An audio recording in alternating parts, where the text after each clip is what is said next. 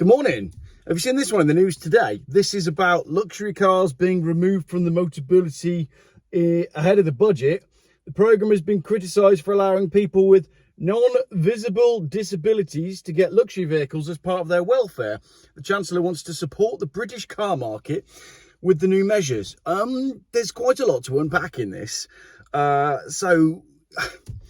Whenever I make a video about Motability, I always get the genuinely disabled people that genuinely have need for a car that have to comment to correct me that, oh, you don't get a free car just because you're a bit anxious. Look, I know, I'm with you. I support you. If you've had a leg amputated, I'm well up for the state offering you some help with mobility. I don't have a problem with any of that. What I do have a problem with is some of the stuff that we're about to see, because it's a bit of a chicken and egg situation. Let's just go through it and we'll get there, all right? Just hold your comments if you're disabled. I know, I'm on your side. But if you're not disabled and you're driving around in your nan's Audi A3 because she gets a mobility car, then you can comment, that's fine. Right, so Motability Operations, the charity which operates the scheme, says the aim is for 50% of vehicles leased to be built in Britain by 2035, claiming it will support UK economic growth with a demand for 150,000 vehicles every year. They're 20 years too late. Where are we going to get 150,000 vehicles from? They've removed BMW, right? Oh, come on, you can do this, Jeff. Right, let's start again, but let's not start again. Let's look at the article, shall we? Here we go. This is an article that explains Motability, an unlikely £7 billion giant cornering Britain's car market. Motability bought 1 in every 5 new cars sold in the UK last year. So that's a bit of context as to just how big Motability are. They are the largest fleet purchaser of new cars, and that means they're actually the largest purchaser of EVs as well.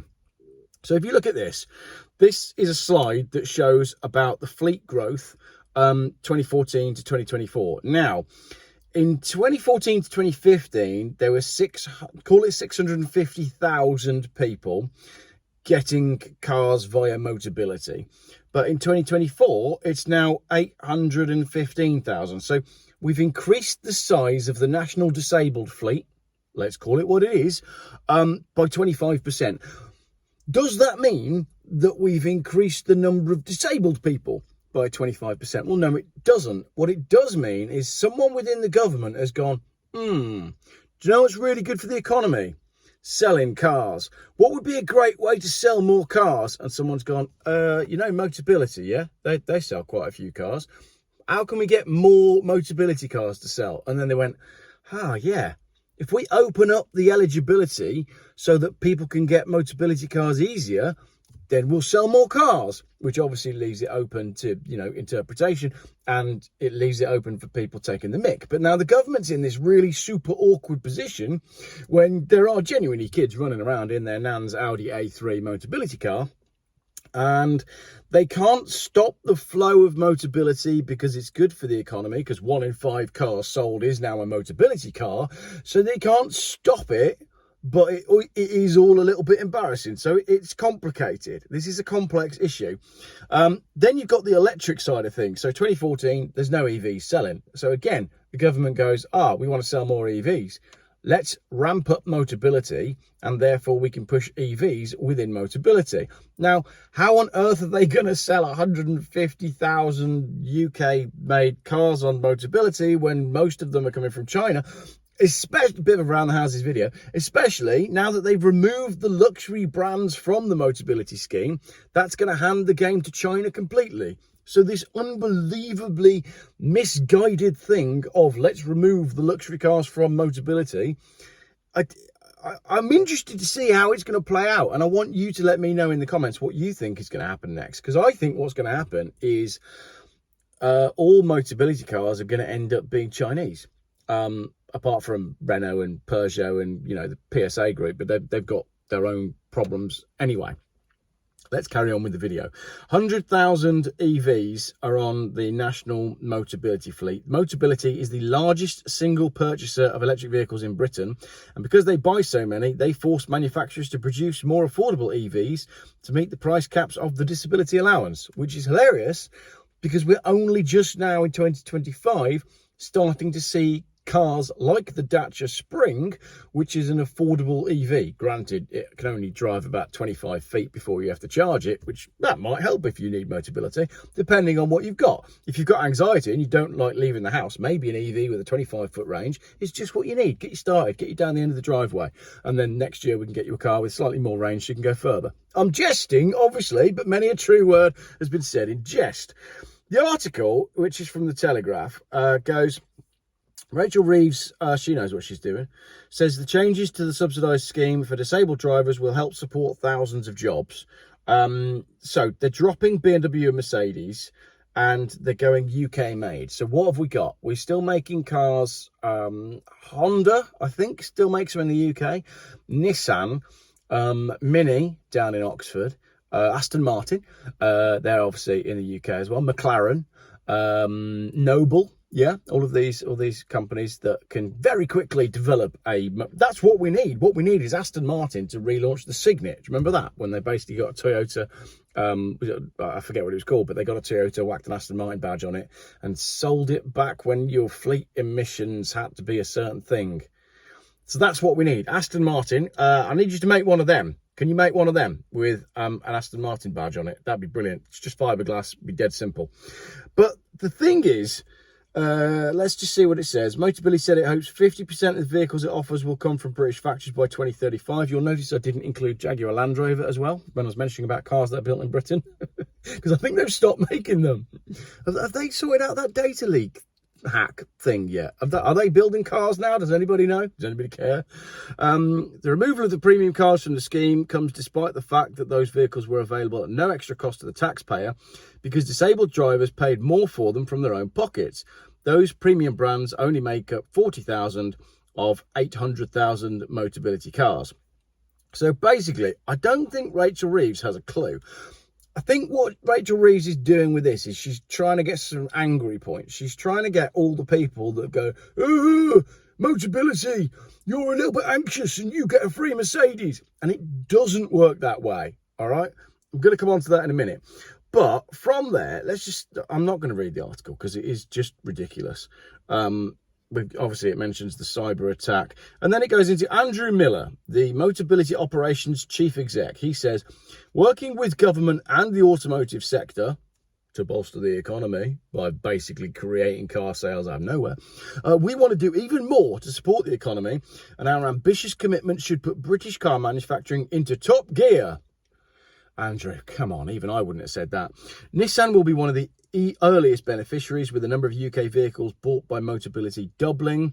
James Taylor, the managing director of Nissan, says Nissan welcomes Motability's commitment to buy British-built cars and its support for UK manufacturing. We recognise the crucial role Motability plays. All right, so it's good for Nissan. So let's take a look at some of these categories that help with getting a Motability vehicle. And this is where people get annoyed.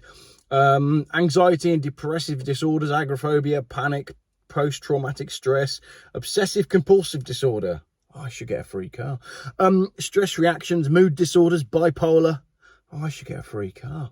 Psychotic disorders, schizophrenia, eating disorders, learning disabilities, autism spectrum disorder. Well, that's 1 in 2 children these days, isn't it? Can't talk about that. ADHD. I could get a free car. Then you've got musculoskeletal stuff, so actual like physical stuff, arthritis, back pain, chronic pain, joint issues. Then you've got neurological conditions, MS, epilepsy, Parkinson's, motor neurons, cerebral palsy, stroke. A lot of that happening these days, isn't there?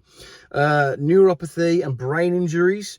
And then you've got respiratory, asthma, COPD, cystic fibrosis, emphysema. And then child-specific conditions such as failure to thrive. I thought failure to thrive on the Motability scheme meant that you went to college and then you went to university and did a media studies degree and now you're working in Starbucks. But it doesn't. It's talking about issues with weight gain and growth in infants, and developmental delay and chromosomal syndromes. So Motability has a lot to do with children that have got issues, particularly if they are children from, like, if you're from communities where there's quite a bit of inbreeding, say cousins marrying cousins, then over time you end up with children that are just like really heavily dependent on a lot of help. So there could be that, you know, if you've been marrying your cousin for generations and you're producing children that are failing to thrive because of, you know, congenital things, you may be able to get yourself a Mercedes. Can't say any of that either. So there's a misconception which it says is that I've got asthma, so I get a car. That's not the way it works. Millions of people have asthma, but only those whose asthma is so severe that they physically cannot walk more than 20 meters without stopping for a breath will get the car. Why don't they give them an electric scooter? I don't know. I don't know if this video is any good. I think what I'm doing in this video is verbalizing a lot of the things that you were thinking and putting some facts behind it. So Andrew Miller, who is the chief exec of Motability, I thought, well, what's he earning? His base salary is £460,000 and his total compensation package is £747,000. Now, if he's PAYE and he lives in the UK, that means his take-home pay is going to be about 14 quid because the rest of it is taken in tax. But when you look at what they're paying as well, I mean, he's gone up year on year. But when you look at what they're paying to their executive board, the Motability Foundation, as a registered charity, the CEO and 5 directors, so 6 people, are sharing £1.25 million, not including bonuses. But the charity doesn't pay bonuses to any staff apart from the chief executive, which is confusing. And so there we go. That's what's going on in the world of Motability. I've been talking for 11 minutes and I'm not actually sure that I've said anything yet. So if you wouldn't mind, could you conclude the video for me in the comments? Because I've no idea what to make of all that. I do want to talk a little bit about the chicken and egg situation though, because it occurred to me the other day and I didn't really have a video that I could say this on. What came first, the chicken or the egg? What came first, the expansion of the Motability scheme or disabled parking bays in supermarkets? I firmly believe that all the big supermarkets, they're in cahoots with the government to push whatever agenda it is that the government want to push. We saw it through COVID. You absolutely should only be going to Tesco to take a dump. There's no other reason you should be going to Tesco. The Tesco Club Card is a scheme that is basically preparing you all for digital ID and social credit scores.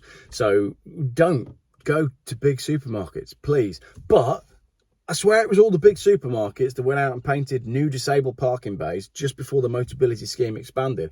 And I think the reason was so that we wouldn't go, oh, hang on a minute, why is there now 200,000 extra disabled people? I don't know. Anyway, like I said, this video, I think it had a beginning.